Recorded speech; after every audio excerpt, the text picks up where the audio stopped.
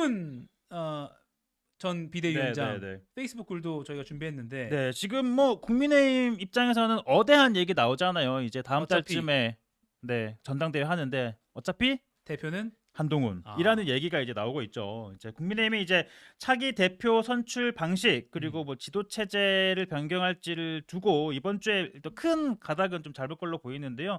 일단 선출 방식에 대해서는 사실상은 바꾸기로 결론을 내렸습니다. 예. 현재는 이 당원 100%로 이제 당 대표를 뽑고를 있는데, 자 지난 총선 민심을 좀 반영을 해서 자 민심, 그러니까 일반 여론조사도 일정 부분 반영해야 한다라는 데는 의견을 모았습니다. 네. 이 지도부 내에서는 20%냐 뭐 30%냐를 두고 좀 이견이 있는 걸로 보이는데, 당초 뭐 한 절반 정도 50%는 반영해야 되지 않느냐라는 목소리도 있었지만 과연 뭐 20이냐 30이냐 이걸 두고 이게 뭐 총선 민심 반영한다는 차원인지는 좀 뭐 이견이 있을 걸로 보이긴 예. 하고요.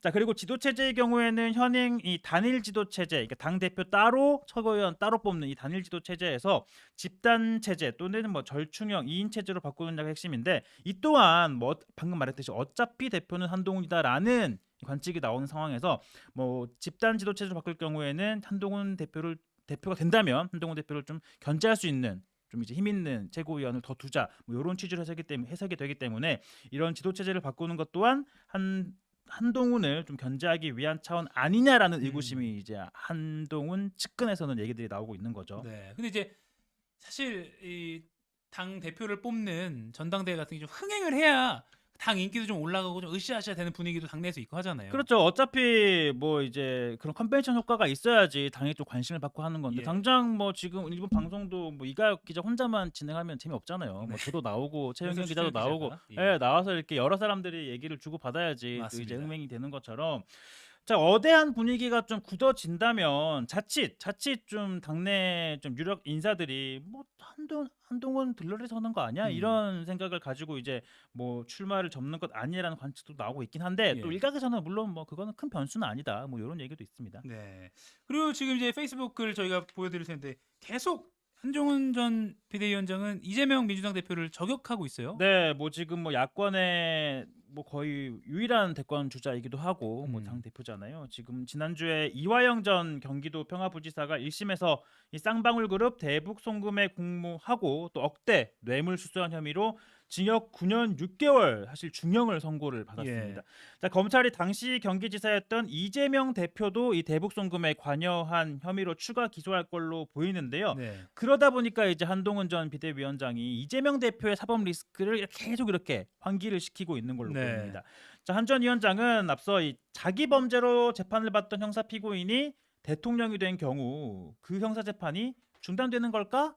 라면서 이제 자신이 알고 있는 이제 법리적인 지식을 동원해서 쭉 설명을 했고, 또 어제도 이런 글을 올렸는데요. 이미 진행 중인 형사 재판은 형사 피고인이 대통령이 된다고 해서 중단이 되지 않는다라고 한 겁니다. 뭐 헌법 등을 이제 관련된 이제 뭐 법리적인 해석을 해서 설명을 한 건데, 현직 대통령에겐 새로운 형사 사건에 대한 소송 제기는 할 수 없어도 이미 소송이 제기돼 진행 중인 형사 재판은 중단될 수 없다라는 취지의 글을 쓴 건데, 그러니까 이재명 대표가 대통령이 된다고 하더라도 기존에 이제 받고 있던 재판에 대해서는 재판 뭐 처벌을 받아야 한다. 뭐 이런 취지인 거죠. 그래서 오늘 뭐 조선일보도 헌법 제 84조 요 자체가 이제 뭔가 정치적인 논란이 될 수 있다는 취지로 사설도 쓰긴 했더라고요. 네. 한동훈 비대위원장이 쏘아올린 헌법 제 84조 관련된 어떤 이슈, 네. 요걸 좀 한동훈 비대위원장 측에서는 좀 키우고 있는 그런 모양새네요. 그렇죠. 네. 그래서 키우다 보면 이재명 민주당 대표의 사법 리스크는 계속 또 커질 테니까 그걸 노리는 것 아닌가 이런 네. 생각이 드네요. 민주당에서는 이재명 대표의 연임 또 대선 출마 등을 동시에 할 수 있는 길을 열어주기로 했다 이런 네, 보도도 지금 제가 있습니다. 키워드를 어대한 또대이라고 했잖아요. 네. 어대한은 아까 말했던 것처럼 네. 뭐 어차피 대표는 한동훈, 또대이는 또 민주당 대표는 이재명, 아하. 요런 약자인데요. 자, 현행 민주당 당원은 대선에 출마하려면 당 대표는 대선 1년 전에 사퇴를 해야 합니다. 예. 근데 요거를 이제 예외 규정을 두겠다라는 건데요. 자, 상당하거나 특별한 사유가 있을 때 당대표 사퇴 시한 예외 규정을 두겠다라는 겁니다. 이게 뭐냐 하면요.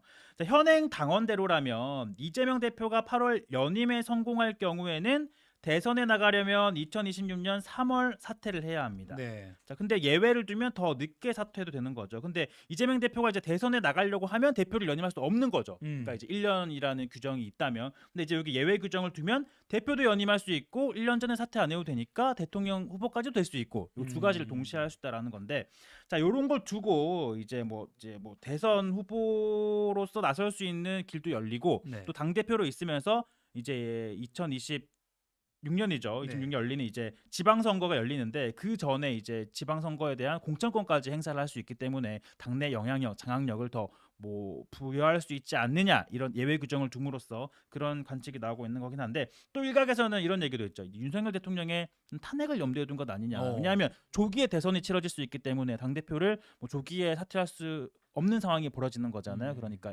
예상과는 달리 대선이 치러지게 되면 당 대표를 하다가 1년 전에 사퇴할 수 없는 상황이 벌어질 수 있는 거기 때문에 일각에서는 뭐 탄핵을 염두에 둔 예외 조항 아니냐, 이런 해석도 있습니다. 네. 2026년 3월에 원래는 연임하면 사퇴를 해야 되는데 네, 그 해에 있을 3개월 뒤에 있을 지방선거 공천권도, 그렇죠. 그리고 혹시 있을지 모르는 윤석열 대통령 탄핵 등을 염두에 둔 것 아니냐. 네. 그렇군요. 그렇게 예상이 되고 있습니다.